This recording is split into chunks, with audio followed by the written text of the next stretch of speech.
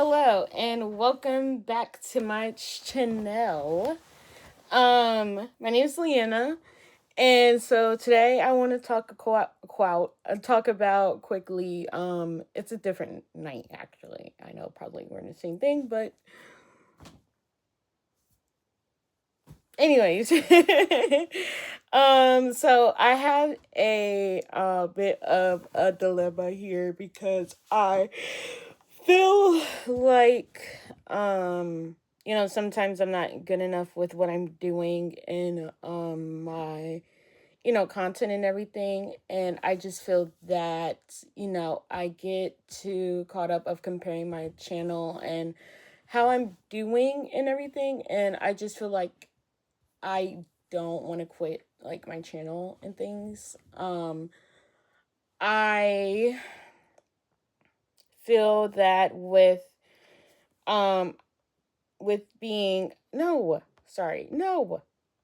I just overthink a lot of what I need to do in terms of trying to get the correct title. That's why I can't keep with my titles with my series that I'm doing. And it's going to probably change again because I could never keep with what I'm wanting to do.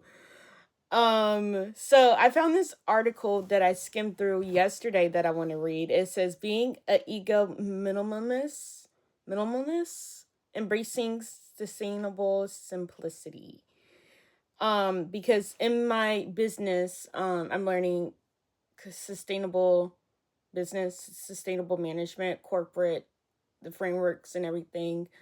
And I feel that I can relate with eco minimalist with sustainability in my business. And so I just feel like that is what it is. So it says we think we invented the idea of being an eco minimalist, but really we are far from the first and hopefully not the last. Actually, we are really think about it. The concept of becoming a sustainable minimalist, sorry, I can't speak. Minimalist is the only route to take. How can you strive for an ego-friendly lifestyle without some aspect of minimalist and vice versa? You can't even be a minimalist without an environmental impact. Oh my God. You can't even be a minimalist without an environmental impact. Your journey to eco, minimalist. Oh my God. How many times are they going to say minimalist? Eco, minimalist will slowly shift you towards the other no matter what, where you start. It probably won't happen exactly the same time, but it's more of a result of your changing mindset. We guess you could say like you we guess you could say they go together like peanut butter and jelly. It's a perfect match. Technically, we've become ego-friendly minimalists for years, but always saw them as two separate ideas. We create our blog and we even debated if we could pull off having an ego friendly section under the guise of simplicity because on surface completely they seem like completely different ideas. This is not my article. This is an article I found just to say this. I'm reading what I'm seeing, hearing, seeing. Yeah. Then one day on social media, we saw the word eco minimalist and knew how silly we've been all along. Maybe me too. They aren't different ideas, but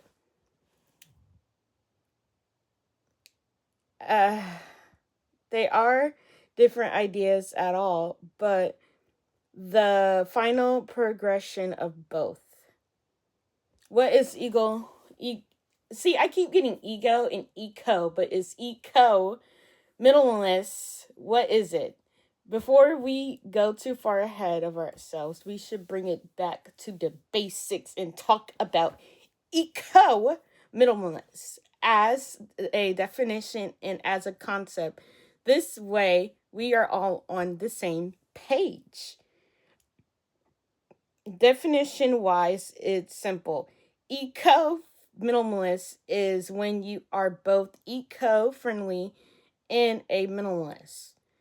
You consider yourself, you consider your impact on the planet, while also working towards owning more of what you need, not what you want. That's also what life limit is too. Now, the concept of eco minimalist living is where these two ideas start looking pretty identical. It's all about less is more. Less clutter, less waste apply to both the minimalist style and eco-friendly living. You get the idea, different but the same. There's one more aspect really trying these two things together in one, and that's one of our favorite words, mine too, sustainability. When you say sustainability, we mean both for you and for the planet. Think of it as your own personal environment, and then the actual environment. As much as possible, ask yourself, how do I make it more sustainable? How to live an eco-friendly minimalist lifestyle. We could define all day, but what we are really here for is helping you achieve a certain lifestyle for of I'm adding words, but it's of beginning of being both minimalist and eco-friendly. Again, you shouldn't be too hard since they go hand in hand, but are ways to make it easier. If there's one thing we could say for how to become an eco minimalist, it would be to always think less. And an easy concept to start with, but might take time and practice to perfect. If you're always striving for less is more principle, you suddenly become both minimalist and ego-friendly without even realizing it. If you were to buy fewer clothes, you would have a minimalist wardrobe in no time, with also reducing your carbon footprint, opting for only buying one spatula for your kitchen instead of the typical 5 reused your plastic, while decreasing your unwanted clutter. Get the picture? Consume less and become an ego minimalist. Bada bing, bada boom. I don't like that. I get it, but I don't like that. That part was not necessary, but I get it. It's a blog, but I don't. Anyways, we could probably give random examples all day, but you get the idea. There's almost a ripple effect from striving for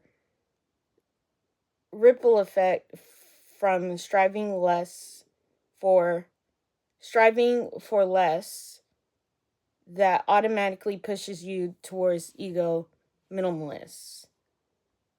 That's it can be it. This is giving me a brain headache. Okay. honestly, I don't think that it's that easy from coming, well, I'm not a hoarder, but from somebody who consumes hoarderness, I don't even think it's overconsumption. I think just a hoarder, as an example, I don't think it would be easy for them to be coming to an ego um minimalist, just because they like their things, and so they're not good, it's not going to be easy for them to get rid of what they have collected, and it could be sentimental for them.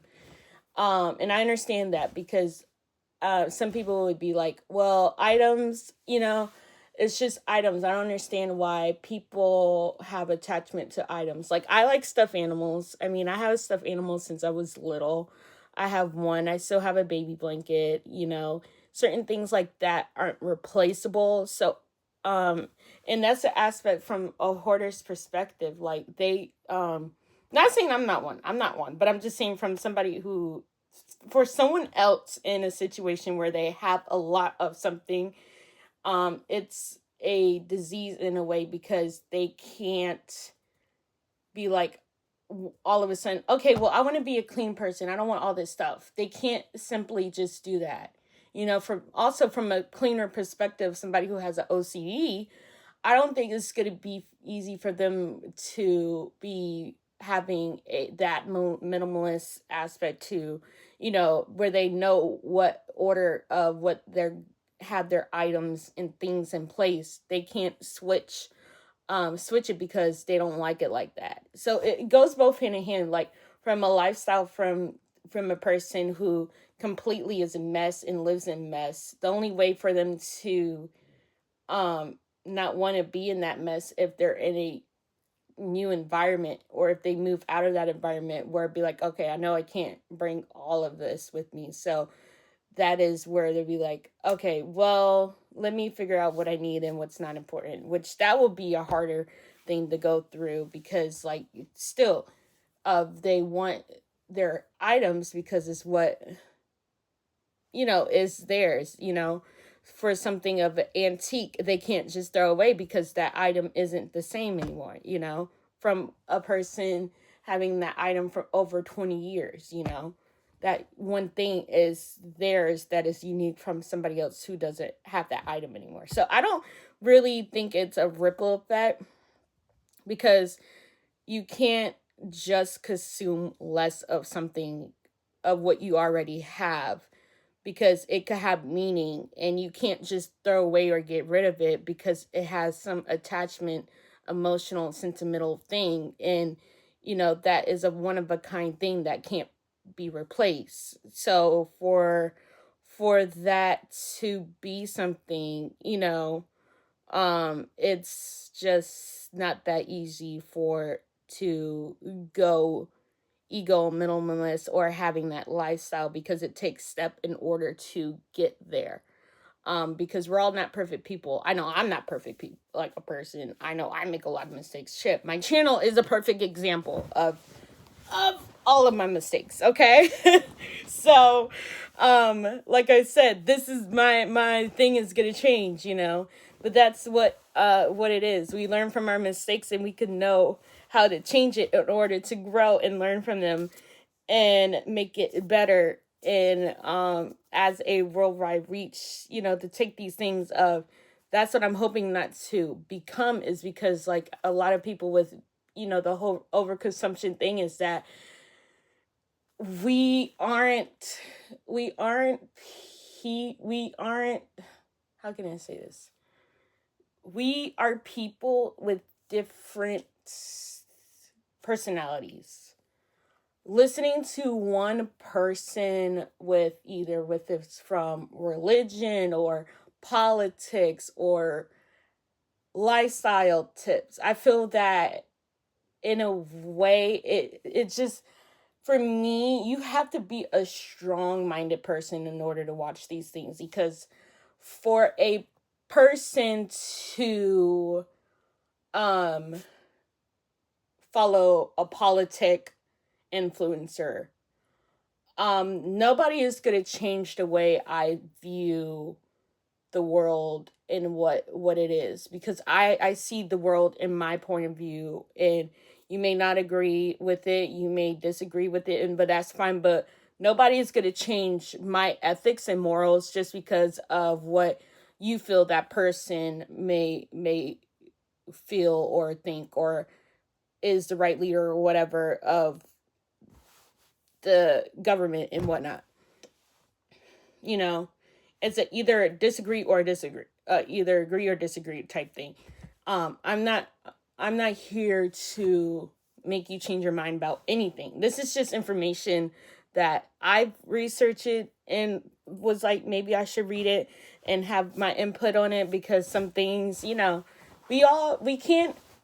will all be robots if we were all on one brain cell and operated. I don't think the world would be a better place if we had all was operated on the same daily schedule, because that would be creepy, right? If we all waked up, did the same thing, 9 to 5, and then go to bed all at the same time, like that is just not happen. And that's what the government wants us to be, but we can't do that when we're all at different spaces in our lives. Just like from a 26-year-old perspective, my life is going to be different from somebody who is 70 years old, because somebody who is 70 already lived to be 26, was already at 26, so they've already retired life. They can't be like, they could be like, oh, I remember when I was your age and I did this, that, and then there. And I'd be like, oh, well, that's great. I just got my life started at 26. So it's good that you had 3 kids at 26. I don't have 3 kids at 26. It's a different time. Life was easier when you were 26. It's, you didn't live through a whole pandemic at 21. So shut up, But, it's whatever. But yeah, easy steps to be a green minimalist. There's a chance you're reading it and it says, please give me something. This article, anyways, just one specific thing I could do in eco minimalist to help you guys out. We'll give you 2 very specific things anyone can do. Shop at their stores, reuse items. And that's just the demonstration I had from the video yesterday, where I showed you between a stable box and a regular box. Not everything is reusable. The way of reusable, if it's meant to be reused. You can't reuse something if it's not meant to recycle. That is not what reusable items mean. If something is made out of paper, it's not going to be durable to be reusable, because that thing wasn't meant to be reused. Now, if it was something that is more structural, a paper, like a more durable, heavier type of thing, I don't have an example with me. But really much plastic would be like the only thing that's really more durable in that paper thing, type thing. An organizer. You can use an organizer with anything. You can fill it with water. You can fill it with paper. You can fill it with crafts, with the bag. You could put anything inside a bag. You could carry a watermelon. You could water. Yeah, you can carry water bottles. I don't know.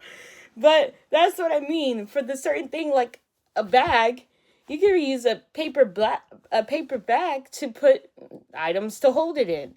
That is what a reusable situation with paper is, because that is defined to use it for its strength. Because I'm not going to use a broken box to put things in, because it's going to break my items. It's going to break glass, It's not durable. It's not strong enough to reuse it, because it's not in a good condition to use it in. And I'm not going to make it forceful to use it. Oh, because I am using recycle. That's what it's not meant to do. And yeah.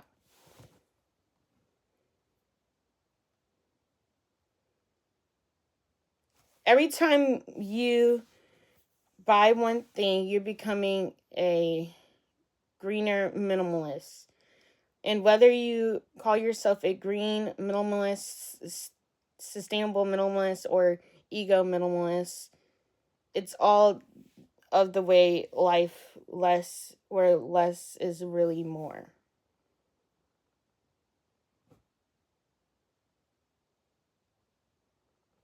Yeah, I agree with that.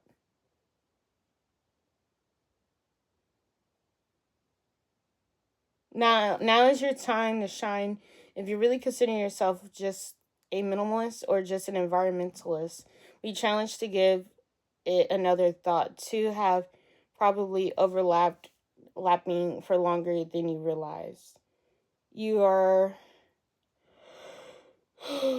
just repeating that less is more, which that's true, but it's just that grammarly it's bad written way.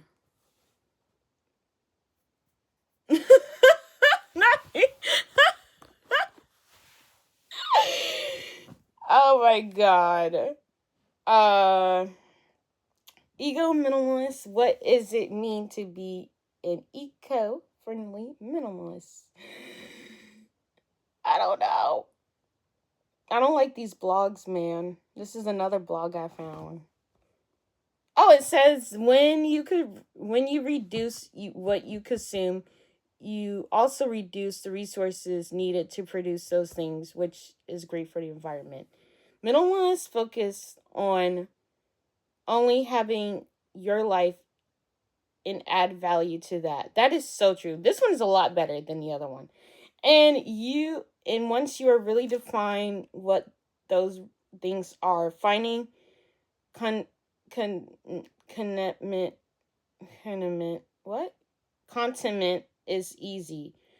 You're not you're not purchasing a lot of things you don't actually need because you're more cautious about your consumption. Yeah. What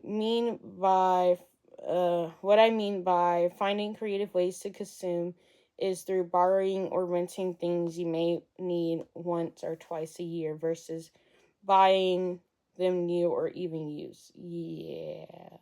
Or I would just buy it and use it when I need it. Because you don't need to think about buying it because you already know you have it. Right? When you know you will only address once, is often more economical, economical, economical, economical to borrow or rent a dress versus buy one. And like I said, you could buy it and reuse it to other events because you're not going to the same event all the time. You're going to different events to look nice, so you could wear that one dress to another event. Or, you know, how I could do it is that, you don't need to buy, all right, well, be like, oh, I don't have nothing to wear or anything like that. You could reuse of what you already have purchased in your closet rather than going to buy it again. And you could no, you have it in your closet. But then again, we are lazy people and we want something new and fresh. But I get that perspective as well. But if you haven't worn something in your closet maybe once or twice, and it's something that is dress casual, and that dress is dress casual and it matches to the attire, I don't see why, you could skip rotation of wearing a different dress. Now, if it has holes in it, I don't think if you worn it to its bone, I think it's time to get something new. You know, because you've worn it to its breaking death. And that's where I'd be like, okay, you could, if it has rips and holes and everything, you need to retire it, But I feel that, um, you know, it's just of like that.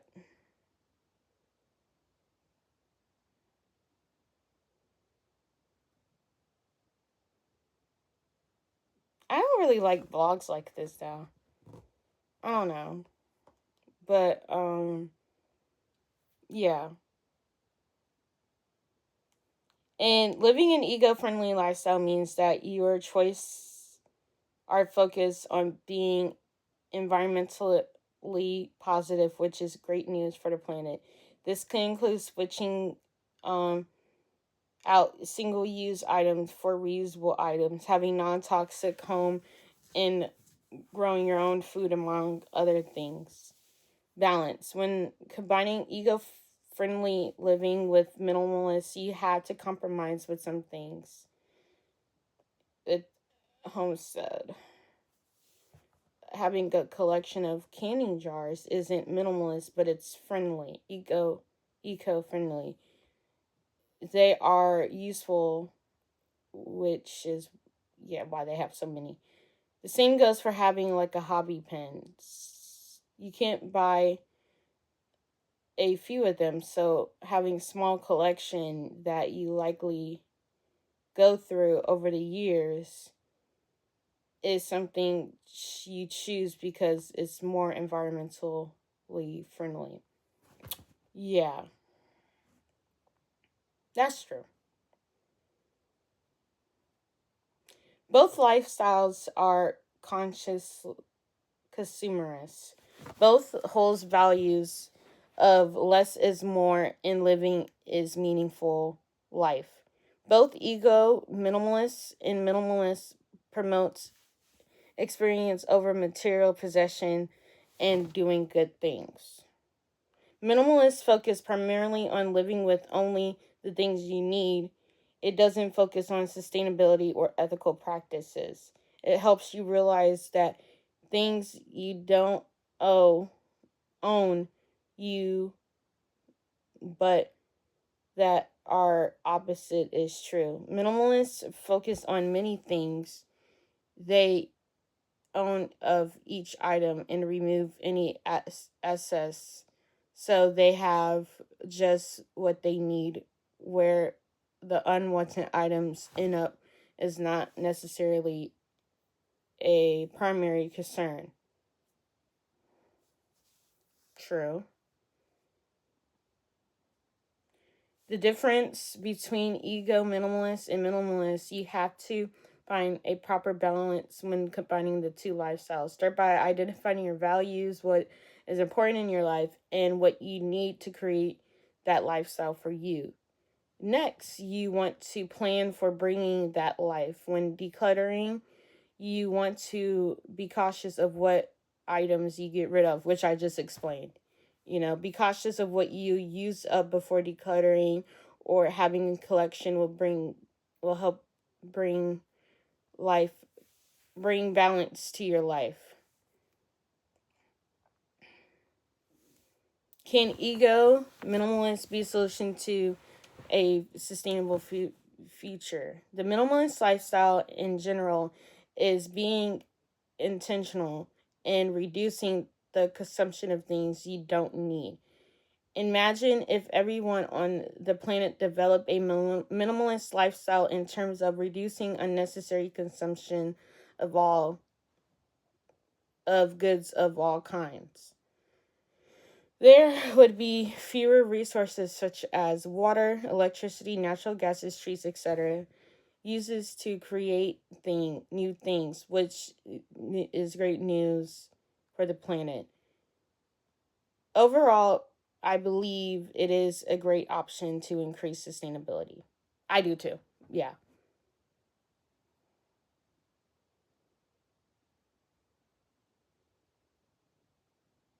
Maybe you have an abundance of something you wish is more, which is more manageable. Focus on going through the abundance until you get where it's more manageable place. When you consume less, you waste less. And once you consume less, the planet is healthier.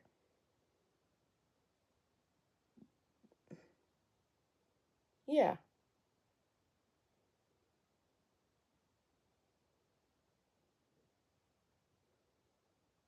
This lifestyle allows you to focus on living a meaningful life without excess distraction, you making good choices for our planet. Experience all life and its planet has to offer in limiting unethical and unsustainable things from your life. Remember that it is a process and it takes time, but you know that it is worth the effort, which is true. I feel that a lot of people want to think that you have to do this lifestyle like right now, which you really don't. If you want to live the life that you're living, live it. You don't have to change anything. You don't have to do any of this. This is not for anything to, but a lot of people are doing is just because it had hit for them and their content, then they're all in and it becomes their identity. And that's where it's just like, for me, this is just research that I'm doing to, not necessarily change my life, but build my business off of it, and admit, and then, few things here and there, add things when I'm going to move or whatever. I know when I move, I want to add, these type of things in my life because I'll be in a environment where I know that I could use to um use to what I was gonna say. I know when I move, I know that I have no choice to. I mean, I have a choice, but I have that where I have and have. But ideally, it makes sense because I don't have any more excuses of, well, I'm not in a better environment, which is true. I'm not in the best environment right now. You should see my room. I mean, you've seen my room, but um, yeah. So I'm gonna end the video here. It's gonna change. Life is gonna change. Everything is changing for the better. You shouldn't be too hard on yourself when things aren't perfect because nobody lives a perfect lifestyle. Not even the richest person in the world. They're not happy with the way they are because rich people are sometimes the unhappier person than somebody who is poor or middle class. Is there even a thing of middle class at this point anymore? I don't know.